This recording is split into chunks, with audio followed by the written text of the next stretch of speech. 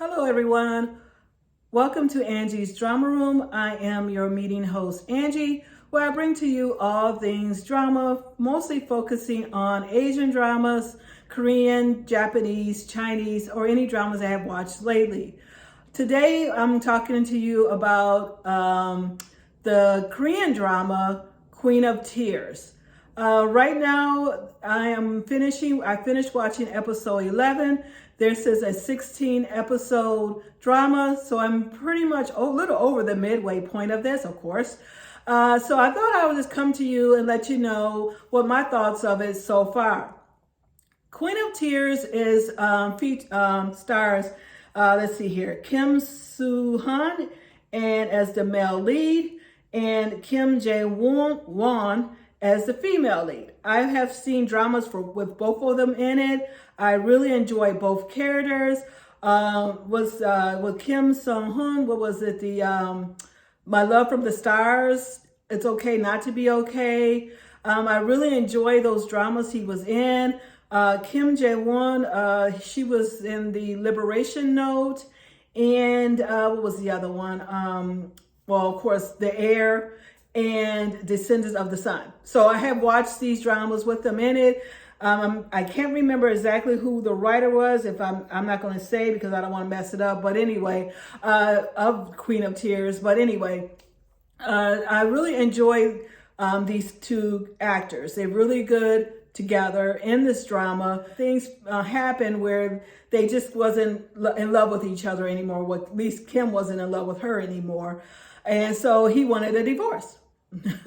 And just when he was about ready to present the divorce papers to Jae-won, she discovered she had a brain tumor. She only really had 3 months to live. There was really not much they can do.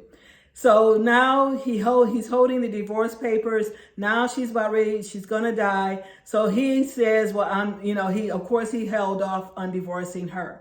I enjoy this so far. I am enjoying Queen of Tears. The acting was superb. It has a great storytelling. The storytelling is really good. That's one thing about when you watch dramas.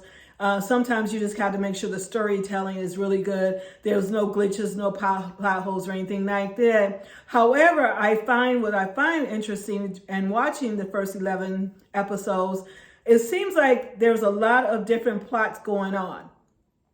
You have the male and female leads going on with her tumor, their marriage and her tumor. Then you have her father and that family. They have their own little story going on, and then you have the side story with the villain or protagonist in the show. You have that side story going on and them taking over the company. It just seems like Soo-Hyun and Jae-won characters really was like a whole nother show.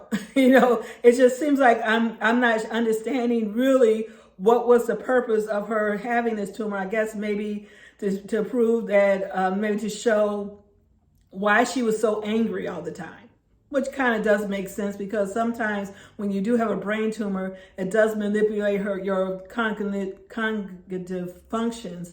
So, your movement, your mood swings, your moods and things like that. And what happens is she blacks out and things like that. Like that. So I could understand that. But that's actually really wasn't the reason why they were going to separate. Now, spoiler alert, if you haven't watched the first 11 episodes, I'm not going to say it.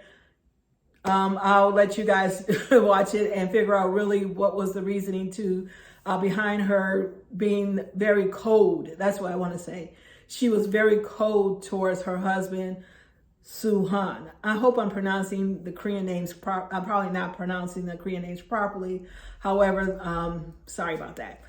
So you're looking at that two dynamics. And then again, it just seems like they have their own story going on in this whole show.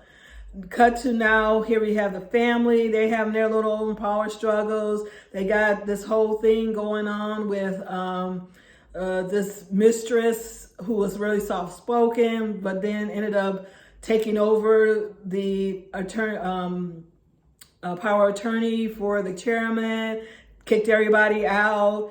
So all in all, even though it just seems like the stories were separated like that, it was still good. The acting was still good. The storytelling was still good. It still kept you drawn in. It didn't leave you just wanting to watch just the two male and female leads. It wanted you to watch everything. You wanted to know what was going on with each separate kind of storyline that was going. And in my mind, it kind of, by the 11th episode, it's kind of now where they're all of them just kind of coming together. Everybody finds out about her illness. So now everything starts to come together now. So now we're going to figure out how they're going to handle trying to get back their business. And then Dad ends up supposedly losing his memory. And so now they're trying to find this money that Dad had stashed away.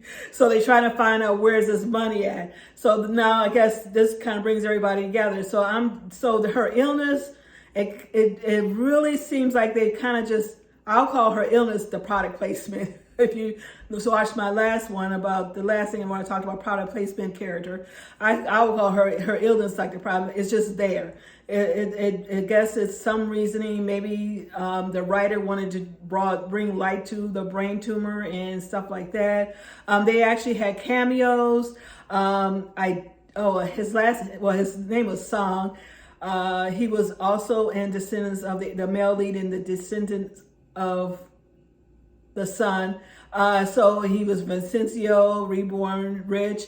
He made a cameo. And then you have a lot of Descendants of the Son, Crash Landing on You actors in there. So I'm thinking the writer for this one was also the writer of those two, because she does a lot of recycling of her same characters, especially when it comes to the supporting roles. So she does a lot of those recycling of those characters. So I think all three of them, all these characters were all were in it by the same writer. However, I did enjoy it. I'm still enjoying it. As I said, as I'm watching right now, I'm on episode 11. So that's my first look. What do you think? Let's open up a discussion. Let me know. Meeting adjourned.